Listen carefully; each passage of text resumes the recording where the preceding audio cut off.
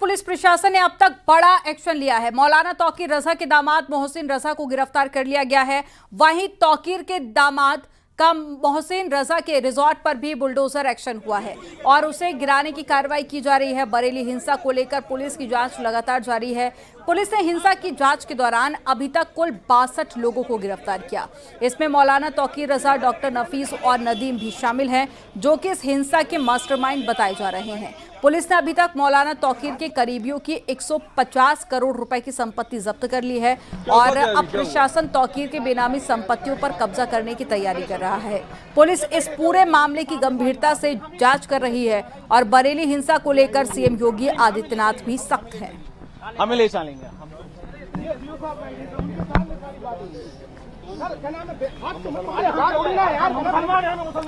तो मोहसिन के रिजॉर्ट पर बुलडोजर चला और साथ ही गिरफ्तारी की तस्वीरें आपको दिखा रहे हैं। पुलिस लगातार एक्शन मोड में नजर आ रही है।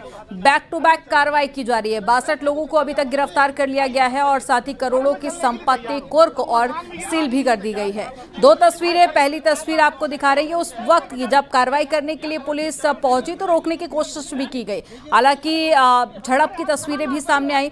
और ये तस्वीरें वो देखिए आप, ये दूसरी तस्वीर में जब रिजॉर्ट पर कार्रवाई की गई, रिजॉर्ट को ढहाया गया क्योंकि अवैध जमीन पर यह रिजॉर्ट बनाया गया था।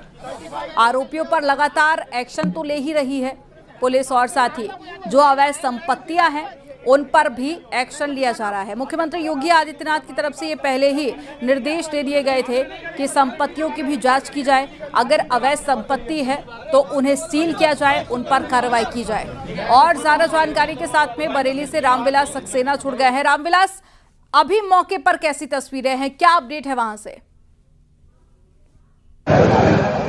जी, इस वक्त मेरी मौजूदगी जो है बरेली में जो कार्रवाई हुई है, बुलडोजर कार्रवाई हुई है, ये जो मौलाना तौकीर रजा हैं उनके करीबी थे उमाम, उनका ये चार्जिंग पॉइंट बना हुआ था। नगर निगम की जो जमीन थी, नगर निगम की जमीन पर अवैध रूप से कब्जा करके इसको बनाया गया था और यहाँ पर बगैर किसी जो जांच पड़ताल के ही यहाँ पर ये चार्जिंग पॉइंट बना हुआ था और इस पर आज बुलडोजर की कार्रवाई हुई है। बुलडोजर कार्रवाई से पहले जो मोहसिन रजा है उनकी पुलिस से झड़प हुई थी, जिसमें पुलिस ने मोहसिन रजा और उनके भाई को हिरासत में ले लिया है और किसी अज्ञात स्थान पर ले गई है। पुलिस पूछताछ कर रही है। मैं अपने साथी से कहूंगा दिखा दें कि बुलडोजर से ये वो इलाका है, ये पूरा का पूरा इलाका जो है वो ढहा दिया गया है। बुलडोजर की कार्रवाई के बाद में जो यहाँ पर चूंकि मोहसिन रजा और जो आईएमसी प्रमुख मौलाना तौकीर रजा हैं उनके जो है इशारे पर इसको चलाया जा रहा था, अवैध रूप से चलाया जा रहा था। बैटरी रिक्शा को यहाँ पर चार्जिंग किया जाता था, इससे वो भारी कमाई करते थे। लेकिन सबसे खास चीज ये है कि ये वो जगह है जो नगर निगम की जमीन है, नगर निगम की जमीन पर इसके लिए तैयार कर लिया गया था और इससे वो बिजली के चोरी का कनेक्शन लेकर के, चोरी से बिजली लेकर के जो है बैटरी रिक्शा चला रहे थे, चार्ज कर रहे थे और यहीं पर वो अपना कारोबार भी चला रहे थे। मोहसिन रजा ने पुलिस जब बीडीए और नगर निगम की टीमें जब यहाँ पर कार्यवाही के लिए आई तो उन्हें रोकने की कोशिश की। रोकने की कोशिश के दौरान उनकी पुलिस से झड़प हुई है और उन दोनों को पुलिस ने हिरासत में ले लिया है। फिलहाल जिस कार्रवाई हुई है, कार्रवाई के बाद यहाँ पर सुरक्षा के लिहाज से भारी तादाद में पुलिस फोर्स को तैनात कर दिया गया है।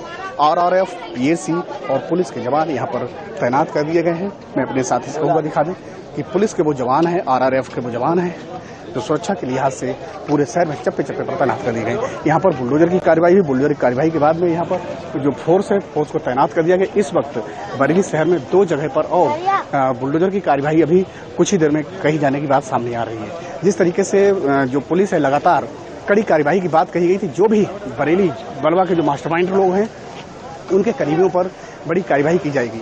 जो जहां जो मौलाना तौकीर रजा हैं जहां पर जाकर छिप गए थे, जो आरिफ की 4 संपत्ति को सीज कर दिया गया है, 3 रिजॉर्ट और एक होटल को जो है सीज कर दिया गया था, उन पर भी अब कड़ी कार्रवाई की जाना है। क्योंकि जो बरेली पुलिस है और जो बीडीए और बरेली जिला प्रशासन अब तक करीब 150 करोड़ रुपए की संपत्तियों को जो है वो कब्जे में ले चुका है और उन पर इसी तरह से बुलडोजर कार्रवाई कर रहा है। वजह इसके पीछे यही निकल करके आ रही है कि सभी संपत्तियां या तो वो सरकारी संपत्ति हैं या फिर उनके लिए नियमबद्ध तरीके से उन पर निर्माण किया गया है। जी, तो फिलहाल कार्रवाई और आगे भी जारी रहेगी और प्रशासन की मौजूदगी इस वक्त देख पा रहे हैं। मौके पर काफी बड़ी संख्या में सेना के जवान भी मौजूद हैं। प्रशासन की तस्वीरें भी सामने आ रही हैं। आगे को लेकर क्या अपडेट है, आगे और कहां पर कार्रवाई की जानी है और साथ ही जिन लोगों की गिरफ्तारी हुई है या उनके आसपास परिजन जो मौजूद थे, क्या उनकी तरफ से अभी तक कोई रिएक्शन सामने आया है? जी बिल्कुल, जिस तरीके से जो मोहसिन रजा है उन्होंने पुलिस से तीखी नोक-झोंक की थी और पुलिस ने उनको हिरासत में ले लिया, लेकिन पुलिस और जिला प्रशासन, बीडीओ और नगर निगम के लोग जो हैं, अधिकारी लोग जो हैं, लगातार जो इनके करीबी हैं उनकी संपत्तियों पर नजर बनाए हुए। अभी कुछ देर पहले ही जो मोहम्मद नदीम नाम का व्यक्ति था, जो कभी मौलाना तौकीर रजा का जो लेफ्ट हैंड कहा जाता था, हम सफर जो रिजॉर्ट है उसको सीज किया गया है। इसके साथ साथ मौलाना तौकीर रजा का जो दोस्त जहां मौलाना तौकीर रजा जाकर छिप गए थे, मोहम्मद आरिफ की, उसकी 4 संपत्तियां यानी कि 3 रिजॉर्ट और 1 होटल को जो है सीज कर दिया गया है। इसके साथ साथ जो आईएमसी का राष्ट्रीय महासचिव डॉक्टर नफीस, उसके लिए हालांकि पुलिस ने अभी हिरासत में ले रखा है। कुछ देर में उसको लेकर के पुलिस गिरफ्तारी उसकी दिखाने वाली है, प्रेस कॉन्फ्रेंस होने वाली है। उसकी भी कल 78 दुकानों को सीज कर दिया गया था और उन पर भी आगे अब बुलडोजर की कार्रवाई इसी तरह से की जा सकती है। तो फिलहाल इस वक्त मेरी मौजूदगी उसी जगह पर जहां पर अभी कुछ देर पहले ही बुलडोजर कार्रवाई, मैं अपने साथी से एक बार फिर से दिखा दें कि यहाँ पर बुलडोजर की कार्रवाई हुई है। जो मौलाना तौकीर रजा के दामाद हैं मोहसिन रजा, उनके संरक्षण में यहाँ पर एक अवैध रूप से नगर निगम का जो जमीन है उस पर कब्जा करके एक चार्जिंग पॉइंट बना दिया गया था, जहाँ पर चोरी की बिजली लेकर के इस संपत्ति पर चलाया जा रहा था। और आज नगर निगम और बरेली जिला प्रशासन ने यहाँ पर पहुंच करके भारी पुलिस फोर्स के साथ यहाँ पर इसके लिए ढा दिया है पूरी तरीके से सुरक्षा के लिए, क्योंकि बरेली बेहद ही संवेदनशील माना जाता है इलाका, क्योंकि 2010 का दंगा बरेली को लोगों ने झेला है, क्योंकि यहाँ पर कर्फ्यू भी उन लोगों ने सहा है।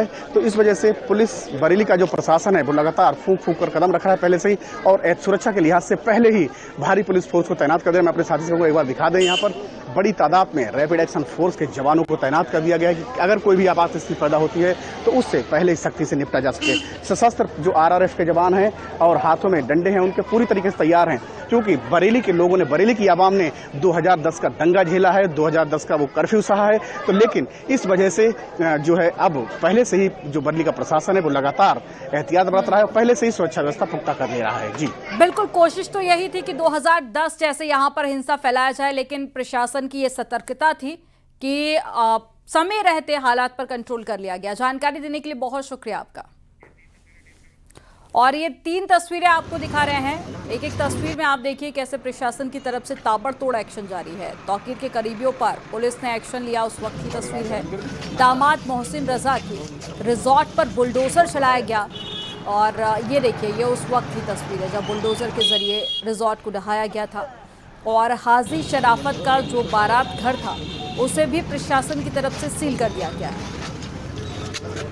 तो 150 करोड़ से ज़्यादा की संपत्तियां हैं जिन पर या तो कार्रवाई की गई है और या तो एक्शन लिया गया है। और डीआईजी बरेली की तरफ से क्या कहा गया है इस पूरे हिंसा को लेकर आपको सुनाते हैं। शुक्रवार को जो घटनाक्रम हुआ था उसके पश्चात कई लोग चिन्हित हुए थे वीडियो और फोटोज के आधार पर, जिन पे कार्रवाई की गई। इसमें मौलाना तौकीर के साथ साथ बहुत सारे तौकीर के एसोसिएट्स जो हैं वो जेल गए हैं एविडेंस के आधार पर। इसी क्रम में जो फोटो और वीडियोज प्राप्त हुए थे उसमें ये भी पाया गया कि इसमें बाहर के भी काफी लोग शामिल थे। इसमें बंगाल, बिहार के लोगों की भी पूर्व में गिरफ्तारी सुनिश्चित करके उनको जेल भेजा गया है। इसके साथ साथ न केवल बरेली बल्कि आसपास के जनपदों के लोगों की संलिप्तता भी कुछ सामने आई है। इससे कन्फर्म हो गया है कि अचानक भी प्रतिक्रिया नहीं थी, बल्कि पूर्व से सुनियोजित थी, जिसमें पहले से ही पोस्टर, बैनर, बहुत सारे बॉटल्स और बहुत सारी चीजें इकट्ठी की गई थी और ये लोग शामिल थे। इन सभी तथ्यों को देखते हुए जो टीम है वो प्रभावी तरीके से इन्वेस्टिगेशन कर रही है और जैसे जैसे तथ्य सामने आएंगे उस हिसाब से विधिक कार्रवाई सुनिश्चित की जाएगी और वैज्ञानिक साक्ष्यों के आधार पर सारी विवेचनाएं पूरी। बरेली बवाल में जहां पर मौलाना तौकीर रजा और उसके करीबियों पर एक्शन हो रहा है, तो वहीं इसे लेकर सियासत भी जारी है। आचार्य प्रमोद कृष्णम ने बुलडोजर की बात कही थी, वहीं साधु संतों की डेंटिंग पेंटिंग वाले मौलाना साजिद रशीदी के बयान पर बीजेपी विधायक ने करारा पलटवार किया है। आपको रिपोर्ट में दिखाते हैं।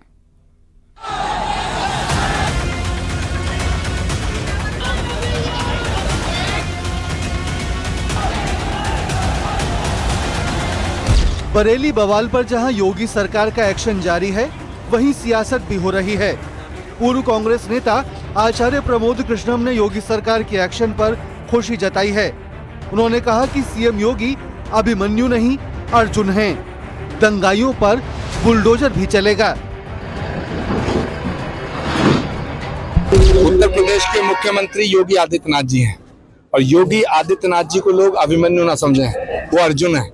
आचार्य जी टोकी रजा की 37 दुकानों को खाली करा दिया गया है, बुलडोजर एक्शन देखने को मिलेगा वहाँ पर। भारत के अंदर कानून का राज है, संविधान का राज है, कानून अपना काम करेगा। अगर कोई धंधा भड़काएगा तो बुलडोजर भी चलेगा, तोप भी चलेगी, गोले भी चलेगी। वहीं मौलाना साजिद रशीदी ने बरेली एक्शन पर पूछा है कि सरकार साधुओं संतों की डेंटिंग पेंटिंग कब करेगी।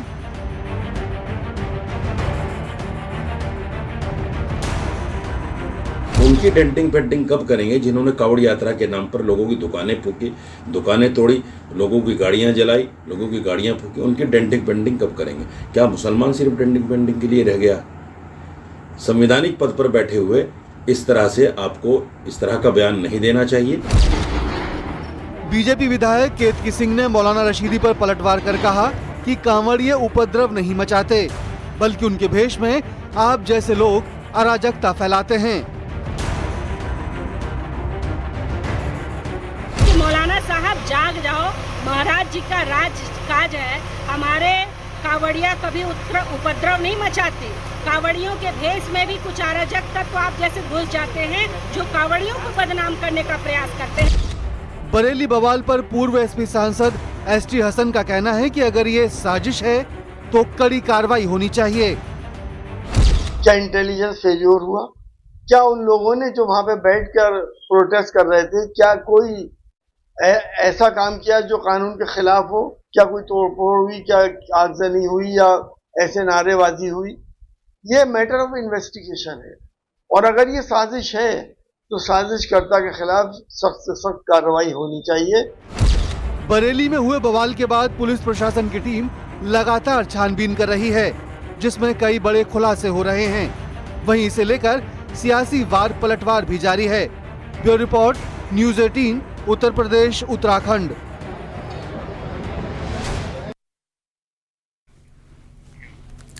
भोजपुरी इंडस्ट्री के सुपरस्टार पवन सिंह की बीजेपी में वापसी हो चुकी है और पवन सिंह की दिल्ली में केंद्रीय गृह मंत्री अमित शाह ने 30 मिनट तक मुलाकात दोनों की हुई और इस दौरान पवन सिंह ने अमित शाह को गमछा भी भेंट किया। पवन सिंह के साथ में बिहार बीजेपी प्रभारी विनोद तावड़े भी मौजूद रहे और इसके बाद में पवन सिंह ने बीजेपी के राष्ट्रीय अध्यक्ष जेपी नड्डा से भी मुलाकात की और उन्होंने नड्डा को शॉल भी भेंट किया।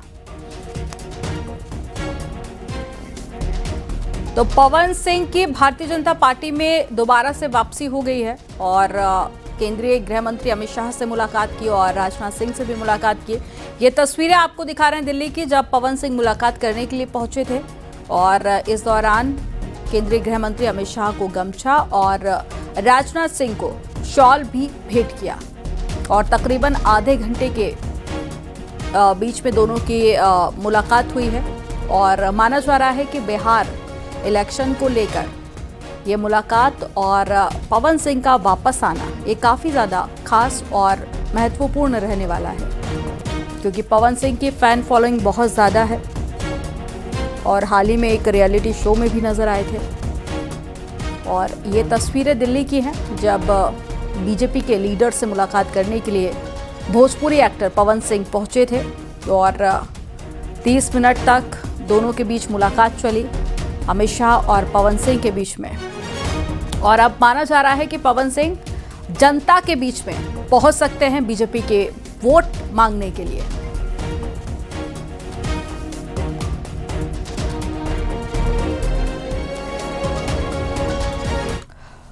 भोजपुरी सुपरस्टार पवन सिंह का घर वापसी का रास्ता साफ हो गया। पवन सिंह ने गृह मंत्री अमित शाह से मुलाकात की और अब सक्रिय तौर पर पवन सिंह बिहार में बीजेपी और एनडीए के लिए प्रचार करेंगे। इससे पहले वो उपेंद्र कुशवाहा के घर पर पहुंचे थे और सारे गिले शिकवे दूर किए थे। आपको रिपोर्ट में दिखाते हैं।